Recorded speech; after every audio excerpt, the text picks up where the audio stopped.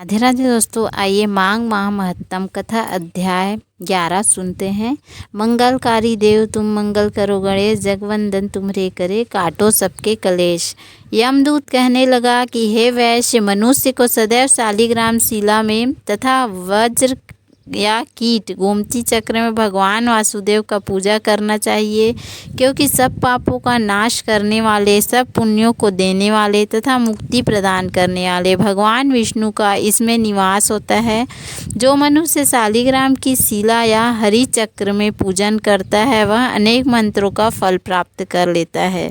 जो फल देवताओं को निर्गुण ब्रह्मा की उपासना में मिलता है, वही फल मनुष्य को भगवान शालिग्राम का पूजन करने में से यमलोक नहीं देखने देता। भगवान को लक्ष्मी जी के पास अथवा वैकुंठ में इतना आनंद नहीं आता जितना शालिग्राम की शिला या चक्र में निवास करने में आता है।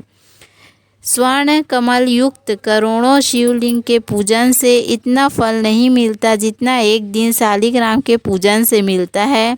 भक्ति पूर्वक शालिग्राम का पूजन करने से विष्णु लोक में वास करके मनुष्य चक्रवर्ती होता है। काम क्रोध लोभ मोह अहंकार से युक्त होकर भी मनुष्य शालिग्राम का पूजन करने से वैकुंठ में प्रवेश करता है। जो सदैव शालिग्राम का पूजन करते हैं वह प्रलय काल तक स्वर्ग में वास करते हैं। जो दीक्षा नियम और मंत्रों से चक्र में बलि देता है वह निश्चय करके विष्णु लोक को प्राप्त होता है। जो शालिग्राम के जल से अपने शरीर का अभिषेक करता है वह मानो संपूर्ण तीर्थों में स्नान करता है। गंगा रेवा गोदावरी सबका जल शालिग्राम में वास करता है। जो मनुष्य शालिग्राम की शिला के सन्मुख अपने पिता का श्राद्ध करता है उसके पितर कई कल्प तक स्वर्ग में वास करते हैं। जो लोग नित्य शालिग्राम की शिला का जल पीते हैं उनके हजारों बार पंचगव्य पीने से क्या प्रयोजन। यदि शालिग्राम की शिला का जल पिया जाए तो सहस्त्रों तीर्थ करने से क्या लाभ। जहाँ शालिग्राम है वह स्थान तीर्थ स्थान के समान ही है।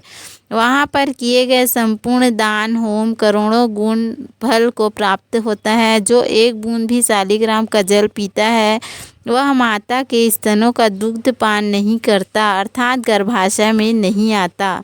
तो शालिग्राम शिला में जो कीड़े मकोड़े एक कोस के अंतर पर मरते हैं वह भी वैकुंठ को प्राप्त होते हैं। जो फल वन में तप करने से प्राप्त होता है वही फल भगवान को सदैव स्मरण करने से प्राप्त होता है।